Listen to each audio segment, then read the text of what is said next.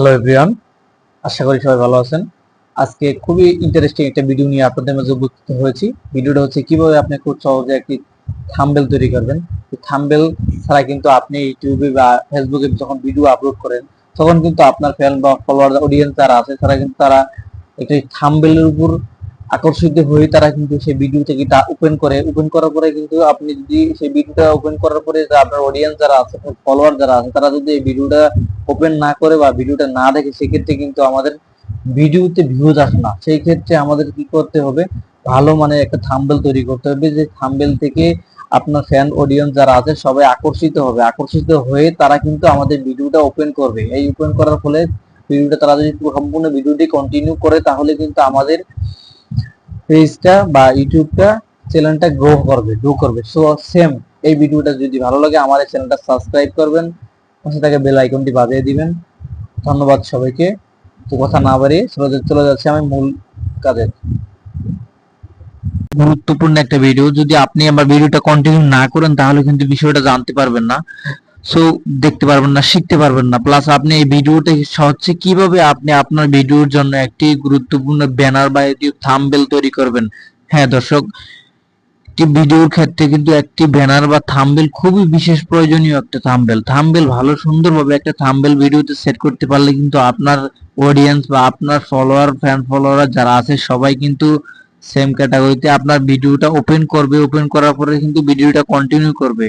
আর যদি আপনি থাম্বনেল বা ব্যানার তৈরি করতে না পারেন তাহলে কিন্তু আপনার এই ভিডিওটা কেউ কন্টিনিউ করবে না।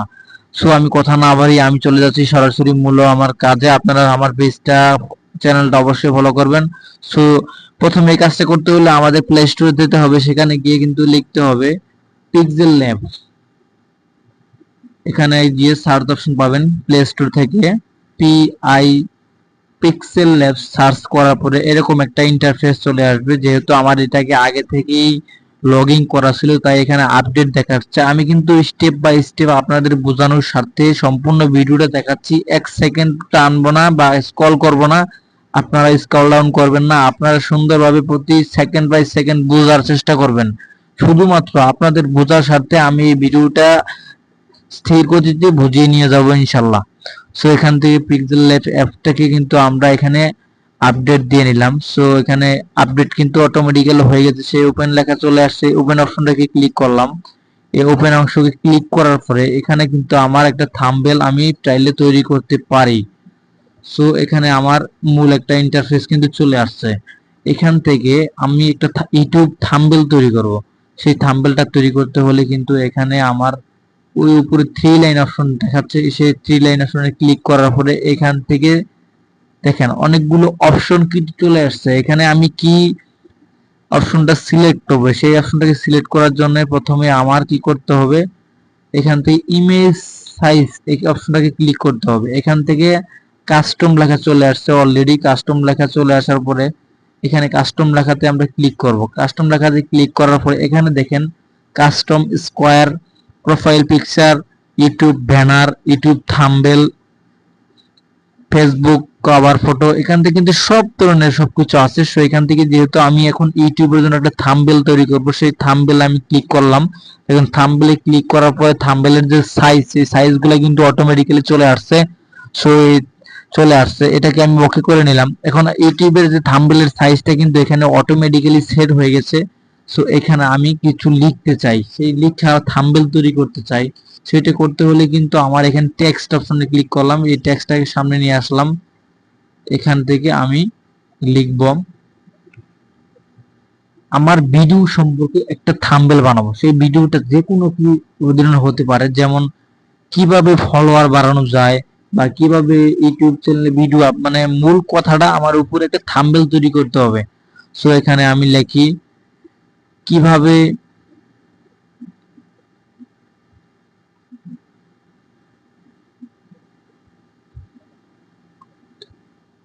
এখানে দেখেন আমি লিখছি কিভাবে ভিডিও আপলোড করতে হবে। সো এই লেখাটা কিন্তু এখান থেকে আমি আপনাদের বোঝানোর স্বার্থে আমি দুইটা অ্যাপস কিন্তু ব্যবহার করব। সেই ক্ষেত্রে একটা হচ্ছে পিক্সেল ল্যাব, এখান থেকে আমি এই সাইজটাকে নিয়ে নিছি, এখান থেকে এই সাইজটা সেভ করে নিলাম আমরা।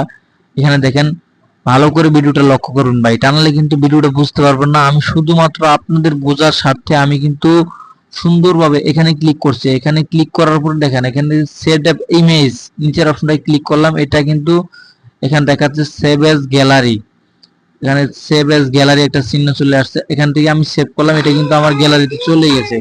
এখন এটাকে ক্লিয়ার করার জন্য আমার আরেকটা অ্যাপস এর প্রয়োজন, সেটাও ইনশুট। ইনশুট অ্যাপস যদি আপনার ফোনে ইনস্টল করা না থাকে সেক্ষেত্রে আপনি এখনই আপনার প্লে স্টোর থেকে ইনশুট অ্যাপটি ইনস্টল করে নিন। সেক্ষেত্রে আমি এখান থেকে ফটো সেকশন ক্লিক করলাম, এখান থেকে দেখেন এখান থেকে গ্যালারিতে প্রবেশ করে আমার ওই যে সেই ব্যানারটা সিলেক্ট করলাম, সেই ব্যানারটা কিন্তু আমি অ্যাপস এর ভিতরে নিয়ে আসলাম। সেখান থেকে আমি কিন্তু ব্যাকগ্রাউন্ডটা চেঞ্জ করতে পারি সবকিছু। এটা কিন্তু সবই সম্ভব বা সব বোঝা সবই খুবই গুরুত্বপূর্ণ। সো এখান থেকে দেখেন ব্যাকগ্রাউন্ডটা আমি একটু সুন্দর করে নিলাম। যাই হোক, এখান থেকে আমি লিখতে পারি যে কিভাবে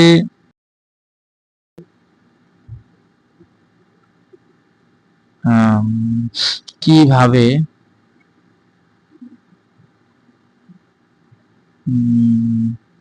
ভিডিও আপলোড করতে হবে।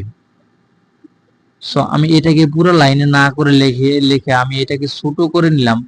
এখন দেখেন এটাকে কিন্তু বড় সাইজ করে নিলাম। কিভাবে ভিডিও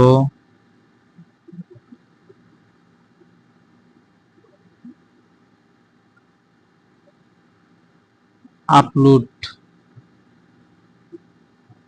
এভাবে বড় করে আপনারা কিন্তু এইভাবে থাম্বনেল বানাবেন। এখান থেকে এটা খুবই ইজিলি, খুবই সহজ একটা অ্যাপস, যার থেকে আপনারা সবকিছু শিখতে পারবেন। হ্যাঁ ভাই, এই ইউটিউব জার্নিতে আপনার ভিডিওতে একটি থাম্বনেল কিন্তু খুব প্রয়োজনীয়। সো এখান থেকে করার পরে এখান থেকে উপরে এক্সপোর্ট অপশন ক্লিক করার পরে এখান থেকে অটোমেটিক্যালি সেভ হয়ে যাবে। সো এইভাবে কিন্তু আপনি একটি ব্যানার বানিয়ে আপনার ইউটিউবে ভিডিও আপলোড, ফেসবুকে ভিডিও আপলোড করার সময় কিন্তু এখান থেকে দিয়ে দিতে পারেন। সো আমাদের এই ধরনের আরো অনেক ভিডিও আছে আমার ইউটিউব চ্যানেলে, কোয়ালিটি অল টিপস চ্যানেলটা সাবস্ক্রাইব করবেন এবং যে যার যত সমস্যা আছে সেই সমস্যা বিষয়ে কিন্তু আপনারা অবহিত করতে পারেন, অবশ্যই ভিডিও পাবেন। ধন্যবাদ, সবাই ভালো থাকবেন, চ্যানেলটা সাবস্ক্রাইব করবেন।